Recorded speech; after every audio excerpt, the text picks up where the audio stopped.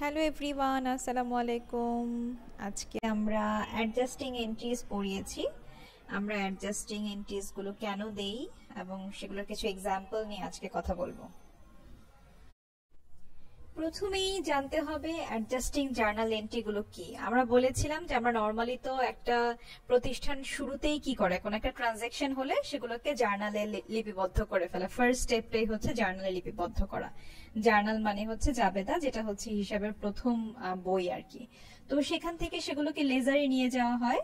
তো লেজারে নিয়ে যাওয়ার পরে একটা অ্যাকাউন্টিং পিরিয়ড তো ক্লোজ করে দেওয়া হয়, তাই না? একটা অ্যাকাউন্টিং পিরিয়ড ট্রায়াল ব্যালেন্স বা অন্যান্য কাজগুলো হওয়ার পর অ্যাকাউন্টিং পিরিয়ড তো শেষ হয়ে যায়। তো অ্যাকাউন্টিং পিরিয়ড শেষ হয়ে যাওয়া মানে হচ্ছে গিয়ে সেই অ্যাকাউন্টটাকে বন্ধ করা। কিন্তু এর মাঝে আমাদের কিছু বাকিতে কেনাবেচা হয়েছিল, কিছু অগ্রিম কেনাবেচা হয়েছিল, অগ্রিম কিছু দিয়েছিলাম, বাকিতে কিছু দিয়েছিলাম। তো এই যে একটা পিরিয়ডটা শেষ হয়ে গেল, তো এই যে বাকিগুলো বা অগ্রিমগুলো রয়ে গেল, এগুলোকে আমরা তাহলে কি করি? এগুলোকে আমাদের অ্যাকাউন্টিং পিরিয়ডের শেষে যেগুলোকে লেখা হয়নি বা যেগুলোর জন্য বাকি ছিল, প্রিপেড দিয়েছিলাম, সেগুলোকে আমাদের আবার অ্যাডজাস্ট করতে হয়। তাহলে অ্যাডজাস্টিং এন্ট্রিজটা কি দেখেন তো, কি ডেফিনেশনে কি বলেছে?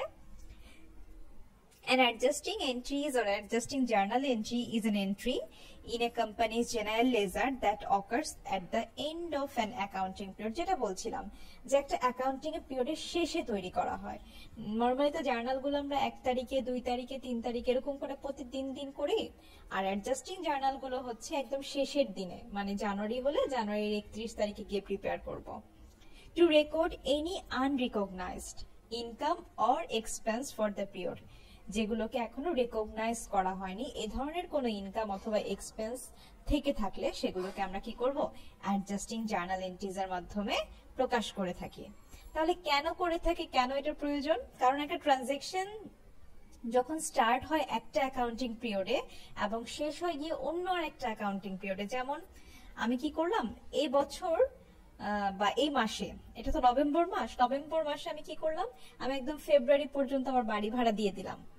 তো এই যে আমি তো এখন ডিসেম্বরে আমার জার্নাল গুলো ক্লোজ করে দেবো বা অ্যাকাউন্টিং গুলো ক্লোজ করে দেবো, তাহলে আমি সামনের আরো 2 মাস পর্যন্ত বাড়ি ভাড়া দিয়ে রেখেছি। তো সেটাকে আমাকে অ্যাডজাস্টিং করতে হবে না পরের মাসে গিয়ে বা পরে গিয়ে? তো এই যে প্রপারলি অ্যাকাউন্ট করার জন্য, প্রপারলি লেখার জন্য আমরা কি করে থাকি? অ্যাডজাস্টিং এন্ট্রিজ গুলো করে থাকি। অ্যাডজাস্টিং এন্ট্রিজ কি এনশিওর করে? যে রেভিনিউ গুলোকে রেকগনাইজ করা হয়েছে এবং এক্সপেন্স গুলোকে প্রিন্সিপাল অনুযায়ী রেকগনাইজ করা হয়েছে। একটু এক্সাম্পল দেখলে আপনারা ক্লিয়ার হবেন আরো। তার আগে বলে নিচ্ছি, 2 ধরনের অ্যাডজাস্টিং এন্ট্রি হয়, একটা হচ্ছে ডেফারেল আর একটা হচ্ছে অ্যাক্রুয়ালস। ডেফারেলের মধ্যে আবার 2টা ভাগ আছে, একটা হচ্ছে প্রিপেইড এক্সপেন্স আর একটা হচ্ছে আর্ন রেভিনিউস। ডেফারেল মানে হচ্ছে যেটা আমি আসলে অগ্রিম দিয়ে ফেলেছি, যেই খরচগুলোকে আমি একটু পরবর্তীতে গিয়ে রেকগনাইজ করব, মানে এক্সপেন্সটা আমি অগ্রিম দিয়েছি, প্রিপেইড দিয়েছি। আর আর্ন রেভিনিউটাকে তো আমি আগেই বলেছি, এটা হচ্ছে অনুপার্জিত আয়, উপার্জিত হয়নি এমন আয়। আর অ্যাক্রুয়ালস হচ্ছে যেগুলো আমার এখনো বকেয়া আছে, যে রেভিনিউ গুলো এখনো পাইনি বা যে খরচগুলো এখনো পাইনি। এগুলো ডেফিনেশন গুলো এবং এক্সাম্পল গুলো আমরা দেখব। এখানে আরেকটু ডিটেইলে বলেছি যে টাইপস অফ অ্যাডজাস্টিং এন্ট্রিজ গুলো কি হতে পারে। যেমন প্রিপেইড এক্সপেন্সের কথা বলেছি, যে এক্সপেন্স যেগুলো আমি আসলে ক্যাশ দিয়ে ফেলেছি কিন্তু এখনো কি করি নাই, ইউজ করিনি, মানে অগ্রিম দিয়ে ফেলেছি আর কি। কোন ধরনের খরচগুলো আমরা অগ্রিম দিয়ে দিই? যেমন আমাদের ওয়াইফাই বিলটা আমরা অগ্রিম দিয়ে দিই, তার পরবর্তীতে আমি আস্তে আস্তে পুরো মাসটা আসলে যায়। আবার অ্যাডভার্টাইজমেন্ট বা বিজ্ঞাপন যদি কোথাও আমি দিতে চাই, সেক্ষেত্রে আমাদেরকে কি করতে হয়? আগে টাকাটা দিয়ে দিতে হয়, পরবর্তীতে ওরা কি করে, এটাকে টেলিকাস্ট করে। তো এরকম হতে পারে, বাড়ি ভাড়ার ক্ষেত্রেও হতে পারে। আমরা নর্মালি বাড়ি ভাড়া অগ্রিম দেই না, কিন্তু আমরা নর্মালি অ্যাডভার্টাইজমেন্ট বা ওয়াইফাই এই ধরনের বিলগুলো আমরা কি করে থাকি? প্রিপেইড এক্সপেন্স বা অগ্রিম দিয়ে থাকি এই ধরনের খরচগুলোকে। আরেকটা ডেফারেলের উদাহরণ হচ্ছে আর্ন রেভিনিউ বা হচ্ছে অনুপার্জিত আয়। এটা হচ্ছে ক্যাশটা আমি আগেই পেয়ে গিয়েছি, সার্ভিস দেওয়ার আগেই ক্যাশটাকে পেয়ে গিয়েছি। এটা কোন কোন ধরনের সার্ভিস দেয়? নর্মালি যখন আমরা, ধরেন আমার প্রতিষ্ঠানটা একটা হচ্ছে, আমি একটা এমবাসি, আমি একটা ভিসা সার্ভিসিং প্রতিষ্ঠান। তো আমি কি করি? ভিসা ফিটা তো আগেই নিয়ে নিই, তাই না? ভিসাটা তো আমি পরে দিই। তো এই যে টাকাটা আগে নিয়ে নিলাম, এখনো সার্ভিস প্রদানই করলাম না, এটা হচ্ছে আমার একটা আর্ন রেভিনিউ। আর অন্যদিকে আরেক ধরনের টাইপের অ্যাডজাস্টিং এন্ট্রিজ হয়, সেগুলো হচ্ছে অ্যাক্রুয়ালস। অ্যাক্রুয়ালের মধ্যে আবার দুইটা ভাগ আছে, যেটা বলছিলাম যে অ্যাক্রুড রেভিনিউস আর একটা হচ্ছে অ্যাক্রুড এক্সপেন্স। অ্যাক্রুড রেভিনিউস হচ্ছে গিয়ে যে সার্ভিসটা আমি দিয়ে দিয়েছি কিন্তু এখনো কি করি নাই, টাকা পাইনি, মানে বকেয়া আছে এখনো। যেমন নর্মালি আমরা টিউশন পড়াতে গেলে কি করি, পড়িয়ে ফেলি পুরো মাসটা, পড়ানোর পরে টাকাটা কি পরবর্তীতে দেয়, তাই না? আগে তো দেয় না। তো পুরো মাস সার্ভিস দিয়ে ফেলেছি, টাকা এখনো হাতে পাইনি, এই ধরনের মানে হচ্ছে আমাদের একটা বকেয়া আয় সৃষ্টি হয়েছে। আরো একটা অ্যাডজাস্টিং এন্ট্রিজ দরকার হয়, সেটা হচ্ছে অ্যাক্রুড এক্সপেন্স। যেমন আমি কোনো খরচ করে ফেলেছি কিন্তু টাকা পে করি নাই, এটা আবার কেমন কথা, খরচ করে ফেলেছি কিন্তু টাকা পে করি নাই। এটার উদাহরণটা হচ্ছে বিদ্যুৎ বিল। যেমন আমরা বিদ্যুৎটা খরচ করি, মানে বিদ্যুৎ ইউজ করি, কিন্তু আমি কি করি, পরবর্তীতে পরের মাসে গিয়ে বিদ্যুতের বিলটা দিই, তার মানে এক্সপেন্সটা ইনকার্ড হয়েছে কিন্তু এখনো ক্যাশে পে করা হয়নি। এই ধরনের সিচুয়েশন গুলোর ক্ষেত্রে আমাদের অ্যাডজাস্টিং এন্ট্রিজ দিতে হয়। এখন আমরা যদি দেখি যে আমরা ডেফারেলের জন্য কিভাবে অ্যাডজাস্টিং এন্ট্রি গুলো দিব। ধরেন আমি কিছু সাপ্লাইজ কিনেছি, মানে অনেকগুলো মণিহারি জিনিসপত্র কিনেছি, কলম, পেন্সিল, তারপর আদার্স যে জিনিসপত্রগুলো আছে এগুলো কিনেছি। তো যেহেতু অনেকগুলো একসাথে কিনেছি, এগুলো তো আমার সম্পদ, তাই না? আমরা সাপ্লাইজ যদি ক্যাশ টাকা দিয়ে কিনি, তাহলে আমরা কি করি, আমাদের সম্পদ বাড়লে আমরা সাপ্লাইজকে ডেবিট করি, মানে সাপ্লাইজ ডেবিট। আর হচ্ছে ক্যাশ টাকা দিয়ে কিনলে সেটাকে কি করি, ক্যাশকে ক্রেডিট করি, তার মানে আমরা সাপ্লাইজটাকে অ্যাসেট হিসেবে রেকর্ড করি, এটাই তো, তাই না? তো এখন যখন আমি সাপ্লাইজটাকে ইউজ করব, তখন কি করব, সাপ্লাইজটা আবার ইউজ করে ফেলি না আমরা। ধরেন এখান থেকে একটা কলম নিয়ে আমি ব্যবহার করলাম, তাহলে আমি একটা কলমের দাম কত, একটা কলমের দাম 10 টাকা, তাহলে এই মাসে আমি খরচ করলাম কত, এই মাসে আমি খরচ করলাম 10 টাকা, যেহেতু মাত্র একটা পেন্সিল আমি ব্যবহার করেছি। তাহলে এটাকে আমি এখন কি বলবো, আমার সাপ্লাইজ এক্সপেন্স বলবো, যেহেতু সাপ্লাইজটা ইউজ হয়ে গেছে, এখন আর এটা সম্পদ নয়, এই কলমটা এখন আমার এক্সপেন্স হয়ে গেছে। তাহলে এখন এটাকে কিভাবে রেকর্ড করব? তাহলে প্রথমে যেটা করেছিলাম 1 জানুয়ারি, যেটা করেছিলাম যখন আমি সাপ্লাইজ কিনেছিলাম, তখন সাপ্লাইজটাকে আমি ডেবিট করেছিলাম আর ক্যাশটাকে ক্রেডিট করেছিলাম, মানে আমি সম্পদ দেখিয়েছিলাম সাপ্লাইজটাকে 500 টাকার। আর এখন যখন আমি 10 টাকা ব্যবহার করলাম, তখন আমি 31 তারিখে এসে কি এন্ট্রি দিব, তখন আমি 31 তারিখে এসে এন্ট্রি দিব সাপ্লাইজ এক্সপেন্স ডেবিট 10 টাকা। আর কোনটাকে ক্রেডিট করব, যেহেতু সম্পদটা কমে গেছে, আমি সাপ্লাইজটাকে ক্রেডিট করব 10 টাকা দিয়ে। এই ধরনের অ্যাডজাস্টিং এন্ট্রিজ গুলো আমরা নরমালি ডেফারেলের জন্য দিয়ে থাকি। তার মানে হচ্ছে আমাদের এই যে 1 তারিখের যে এন্ট্রিটা, এটা অলরেডি আগেই হয়ে গেছে। এখন 31 তারিখে এসে আপনাকে হয়তো বলতে পারে যে তুমি এই মাসে 10 টাকার সাপ্লাইজ ইউজ করেছো, এটার জন্য এখন এন্ট্রি দাও। তাহলে আপনার কি কি তথ্য দরকার? আপনার তথ্য দরকার বছরের শুরুতে আপনার কত টাকার সম্পদ ছিল, সেটা আপনি জানলে আপনি বলতে পারবেন সহজেই যে ওকে, আমাকে তাহলে এত 10 টাকার এক্সপেন্সটা হয়েছে, এখন আমাকে 10 টাকার সম্পদটা কমিয়ে দিতে হবে। এরপরে যে অ্যাডজাস্টিং এন্ট্রিজ গুলো আমরা দেব সেটা হচ্ছে অ্যাক্রুয়ালস এর জন্য। অ্যাক্রুয়ালের জন্য কি ধরনের এন্ট্রি দিব? নরমালি আমরা ইউটিলিটি বিল পে করলে কি করি, ধরেন যে একটা এন্ট্রি আছে, ইউটিলিটি বিল তুমি ক্যাশে পে করেছো, utility bill paid expense in cash 98 টাকা, এটা যা লেখা আছে তাই ধরলাম, ক্যাশে পে করেছি। তাহলে আমরা কি করি, ইউটিলিটি এক্সপেন্সটাকে ডেবিট করি, যেহেতু খরচ আমরা ডেবিট হয় সবাই জানি। আর আমরা কি করি, ক্যাশটাকে ক্রেডিট করি, তাই না? ক্যাশ যেহেতু দিয়েছি, ক্যাশটাকে ক্রেডিট করি। এই গেল হচ্ছে আমাদের 10 তারিখের একটা এন্ট্রি। এখন মাসের শেষে 31 তারিখে এসে এমন হয় অনেক সময় যে আমরা যাদের পোস্টপেইড, মানে যাদের ইউটিলিটি বিলগুলো পোস্টপেইড, যারা সারা মাস জুড়ে ব্যবহার করার পরে গিয়ে বিল দেন, তাদের সিচুয়েশনটা কেমন? এরকম একটা ফাইনাল নোটিশ পাই না আমরা, ইউটিলিটি বিল পে করতে হবে, মানে এরকম হয় না, ইউটিলিটি বিল পে করি না এখনো। তো সেক্ষেত্রে কি হয়েছে, আমার খরচটা হয়ে গেছে, মানে ইউটিলিটি আমি ইউজ করে ফেলেছি, বিদ্যুৎটা আমি ইউজ করেছি পুরো মাস জুড়ে, কিন্তু আমি কি করি নাই, এখনো টাকাটা দেই নাই। তাহলে কি হবে, আমার একটা দায় সৃষ্টি হয়েছে। দায়টার নাম কি, ক্লাসে বলেছিলাম, দায়টার নাম হচ্ছে ইউটিলিটিস পেয়েবল। তাহলে আমরা অ্যাডজাস্টিং এন্ট্রিজটা কি দিব, ইউটিলিটি এক্সপেন্স 200 টাকা, আর হচ্ছে কি ইউটিলিটিস পেয়েবল 200 টাকা। 200 টাকা জাস্ট একটা মানে অ্যামাউন্ট ইমাজিন করে নিয়েছি, এখানে কোথাও বলা নাই কিছু। তার মানে হচ্ছে আমরা যখন কোনো খরচগুলো আমাদের হয়ে যাবে, পেয়েবল হয়ে যাবে, তখন সেই খরচের নামে লিখবো। এখন যদি স্যালারিজ পেয়েবল হতো তাহলে কি লিখতাম, salaries expense debit salaries payable credit. এমন যদি হতো আমাদের রেন্ট দেয়া হয়নি, ভাড়া দেয়া হয়নি, তাহলে কি লিখতাম? Rent expense debit, rents payable credit. এভাবে করে যে কোনো কিছু আমাদের বকেয়া হতে পারে বা বাকি পড়ে যেতে পারে, সেই ধরনের বাকি খরচগুলোর জন্য আমাদের কি হয়?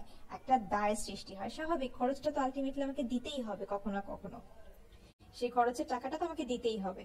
এই জন্য আমাদেরকে ওই নামে আমরা কি করি? একটা দায় সৃষ্টি করি। এই ছিল আমাদের অ্যাডজাস্টিং এন্ট্রিজ এর প্রাথমিক ধারণা। ক্লাসে আমরা একটা ম্যাথ করেছিলাম।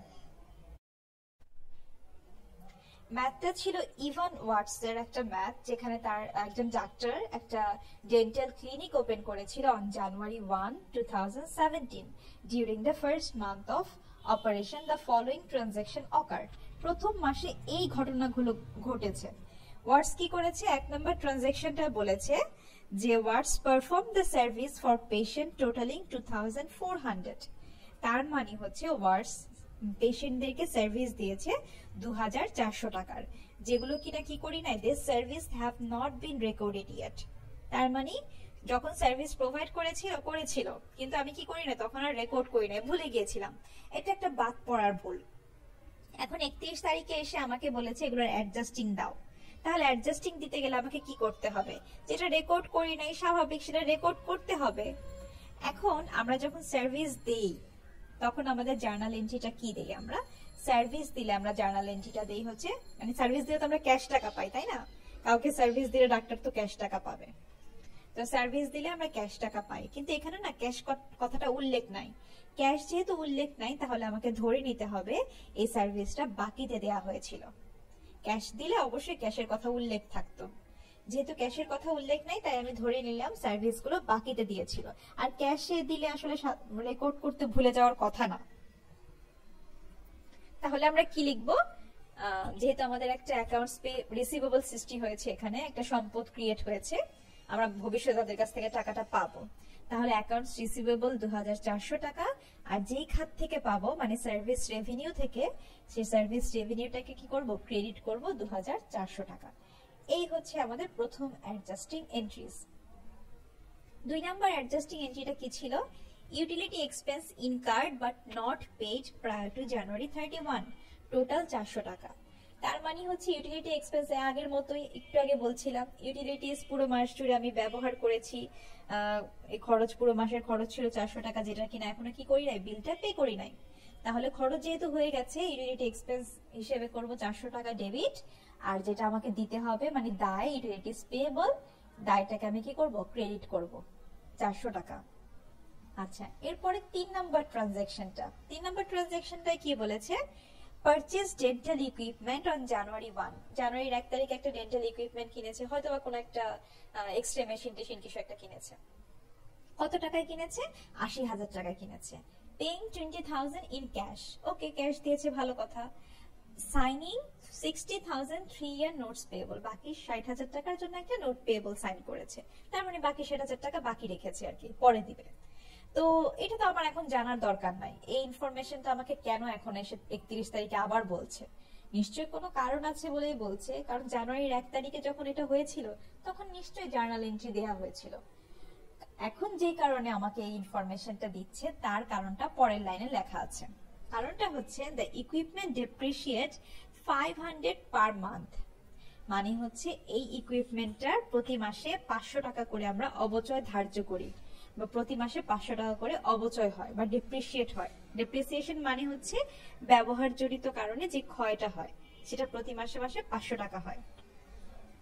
আমরা ক্লাসে বলেছিলাম যে ডেপ্রিসিয়েশন গুলোকে আমরা প্রতি মাসে মাসে এভাবে করে ইকুইপমেন্ট বা আমাদের সম্পদ থেকে বাদ না দিয়ে, কমিয়ে না দেখে আমরা কি করি? একটা ফান্ড ক্রিয়েট করি ডেপ্রিসিয়েশনের, অ্যাকুমুলেটেড ডেপ্রিসিয়েশন নামে। ফান্ডটা একটা দায়ের মতো করে ক্রিয়েট করি, যেটা আমরা বলি যে আমরা পরবর্তীতে ভবিষ্যতে একবারে এটা কি করব? আমাদের সম্পদ থেকে বাদ দিয়ে দেখাবো। কারণ প্রতি মাসে মাসে যদি আমি যেরকম 500 টাকা করে ইকুইপমেন্টের দাম কমাই, একটা আলাদা একটা ঝামেলা না প্রতি মাসে মাসে ইকুইপমেন্টের? তাহলে আজকে এই মাসে হবে ইকুইপমেন্টের দাম 79,500, পরের মাসে হবে 79,000, তারপরে মাসে হবে 88,000, হচ্ছে গিয়ে 78,500। এরকম করে প্রতি মাসে মাসে কি করতে থাকবে? ইকুইপমেন্টের দাম কমতে থাকবে। এই রিভ্যালু করা একটা ঝামেলা। তার থেকে আমরা কি করি, ডেপ্রিসিয়েশনটার জন্য, যে ডেপ্রিসিয়েশনটা যত টাকা প্রতি মাসে চিন্তা করছি সেটার জন্য আলাদা করে একটা ফান্ড ক্রিয়েট করে রাখি, যে ফান্ডটার নাম হচ্ছে অ্যাকুমুলেটেড ডেপ্রিসিয়েশন। এটা একটা দায়ের ফান্ড। আমরা আস্তে আস্তে এখানে দায় হিসেবে 500 টাকা করে প্রতি মাসে মাসে দেখাবো। তাহলে এটার জাবেদাটা কি হবে, অ্যাডজাস্টিং এন্ট্রিজটা, যেহেতু এটা একটা খরচ, ডেপ্রিসিয়েশনটা যেহেতু একটা খরচ, এই জন্য আমরা করেছি ডেপ্রিসিয়েশন এক্সপেন্স ডেবিট, আর অ্যাকুমুলেটেড ডেপ্রিসিয়েশন নামে যে দায়ের ফান্ডটা ক্রিয়েট করেছি সেটাকে কি করেছি, লিখেছি ক্রেডিট। আচ্ছা, এরপরে আমাদের সাথে আরো একটা কথা আছে, সেটা হচ্ছে ইন্টারেস্ট ইজ 600 টাকা পার মান্থ। তার মানে হচ্ছে এই যে নোটস পেয়েবলটা আছে এটার উপরে আমাদের প্রতি মাসে মাসে 600 টাকা করে সুদ দিতে হয়। কারণ আমাদের নোটস যখন আমরা কোনো সাইন করি তখন কেন আমাকে 3 বছর পর দিতে দিবে, স্বাভাবিকভাবেই আমাকে সাথে একটা সুদ দিতে হবে, তাই না? আমরা তো এটা একটা দায়। তো এই সুদটাও কি আমার জন্য প্রতি মাসে মাসে পেয়েবল। তাহলে যে 31 তারিখে তাহলে একটা সুদ পেয়েবল হয়েছে না আমার। এখন সুদ পেয়েবল হলে এটা সুদটা একটা, আমরা কিভাবে তাহলে এটাকে এন্ট্রি দিব, আমরা এন্ট্রি দিব ইন্টারেস্ট এক্সপেন্স নামে। ইন্টারেস্ট এক্সপেন্স ডেবিট, যেহেতু ইন্টারেস্ট এক্সপেন্স একটা খরচ এই জন্য এটাকে ডেবিট করেছি, আর যেহেতু একটা দায় সৃষ্টি হয়েছে সেজন্য আমরা ইন্টারেস্ট পেয়েবল নামে এটাকে ক্রেডিট করেছি। আচ্ছা, এরপরে হচ্ছে 4 নাম্বারটা, সরি এখানে আসলে একটু নাম্বারিং একটু ভুল হয়েছে, এটা 3 নাম্বারের এ আর বি হবে, এখানে 4 দিয়ে দিয়েছি ভুলে। আচ্ছা, এখন 4 নাম্বারটা কি বলেছে, 4 নাম্বারটা বলেছে purchased a 1 year malpractice insurance policy on January 1 for 12,000। তার মানে হচ্ছে আমি 1 বছরের জন্য একটা ইন্স্যুরেন্স পলিসি কিনেছি। 1 বছরের জন্য ইন্স্যুরেন্স পলিসি কেনা মানে হচ্ছে পুরো টাকাটা একবারে দিয়ে দিয়েছি। 1 তারিখে এটা পুরো টাকাটা একবারে দিয়ে দিয়েছি। তো 1 তারিখের কথা এখন 31 তারিখে কেন আসতেছে? কারণ তখন যেটা পুরো টাকাটা একবারে দিয়ে দিয়েছিলাম 12 মাসের জন্য, সেটা এখন এই মাসটা ইউজ হয়ে গেছে না। এখনো কি আমার সেই 12 মাসের জন্য পুরোটাই কি এখনো সম্পদ আছে? পুরোটা তো সম্পদ নাই। তখন যখন আমি জানুয়ারির 1 তারিখে ইন্স্যুরেন্স পলিসিটা কিনেছিলাম তখন সেটাকে কি করেছিলাম, তখন সেটাকে করেছিলাম প্রিপেড এক্সপেন্স ডেবিট, আর ক্যাশটাকে করেছিলাম ক্রেডিট। তখন এটা সম্পদ ছিল আমার জন্য। এখন যখন জানুয়ারিটা পুরো শেষ হয়ে গেল, 31 তারিখে এসে আমার এটা কি হলো, ইউজড হলো। ওই যে সাপ্লাইজের মতো দেখিয়েছিলাম না একটু আগে, সাপ্লাইজের উদাহরণ, অনেকগুলো কলম কিনে রেখেছি, তার মধ্যে থেকে একটা কলম ব্যবহার করেছি। ঠিক এখানেও তাই, পুরো 12 মাসের টাকা দিয়ে রেখেছিলাম, এখন মাত্র 1 মাসের টাকাটা কনজিউমড হলো বা ইউজড হলো।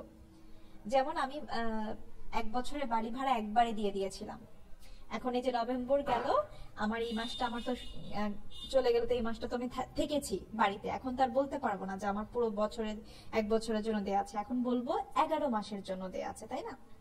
ঠিক তেমনি ইন্স্যুরেন্স এক্সপেন্সটাও আমার 1 মাসের জন্য ইউজড হয়েছে। ইউজড হলে কি বলবো, কি নামে ইউজড হয়েছে? ইন্স্যুরেন্স এখন খরচ, এটা খরচ হিসেবে দেখাতে হবে আমাকে। ইন্স্যুরেন্স এক্সপেন্স ডেবিট, আর কোনটা কমাতে হবে, যে সেই যে প্রিপেড ইন্স্যুরেন্স সম্পদ হিসেবে করেছিলাম সেটাকে কমাতে হবে। তাহলে কত টাকা দিয়ে কমাবো? কারণ আমরা এখানে 12 মাসের জন্য 12,000 দিয়েছিলাম, এই জন্য 12 দিয়ে ভাগ করেছি, 1,000 টাকা হচ্ছে এই মাসে আমার এটাকে খরচ হিসেবে দেখাতে হবে। Last one, purchased 2,600 of dental supplies। আমি আসলে নাম্বারিং একটু এখানে উল্টাপাল্টা হয়েছে, এটা 5 নাম্বার হবে, আমি আসলে খেয়াল করি নাই, এখন রেকর্ডিং করার পরে দেখতেছি আসলে যে নাম্বারটা এখানে একটু ভুল হয়েছে, কাইন্ডলি ইগনোর করবেন। পারচেজ করেছি 2,600 of dental supplies কিনেছি। কত তারিখে কিনেছি জানি না, কোনো এক সময় কিনেছিলাম জানুয়ারি মাসে, কিন্তু 31 তারিখে এসে দেখলাম 900 টাকা হাতে আছে, মানে 900 টাকার সাপ্লাইজ হাতে আছে। তার মানে বাকি যে সাপ্লাইজ 2600 টাকা থেকে 900 টাকা বাদ দিলে বাকি থাকে 1700 টাকা। এই 1700 টাকার সাপ্লাইজ আমি এই মাসে ব্যবহার করে ফেলেছি, ঠিক আগের মতোই যেরকম দেখিয়েছিলাম। যেহেতু সাপ্লাইজটা ব্যবহার করে ফেলেছি, তাহলে এই মাসের সাপ্লাইজ বাবদ খরচ হয়েছে আমার 1700 টাকা। তাহলে সাপ্লাইজ এক্সপেন্সটাকে ডেবিট করব, আর সাপ্লাইজটাকে কি করব, ক্রেডিট করব 1700 টাকা। এই হচ্ছে আমাদের অ্যাডজাস্টিং এন্ট্রিজ। এগুলোই আপনাদের আজকের ক্লাসে দেখিয়েছিলাম। এরপর একটা নতুন ক্লাস ওয়ার্ক দিয়েছিলাম, যেটা বলেছিলাম পরের ক্লাসে দেখাবো, সেটা ইনশাল্লাহ পরের ক্লাসে আমরা ডিসকাস করব। আজকে এই পর্যন্তই। ভালো থাকুন, সবাই সুস্থ থাকুন, সবার জন্য অনেক শুভকামনা। আল্লাহ হাফেজ।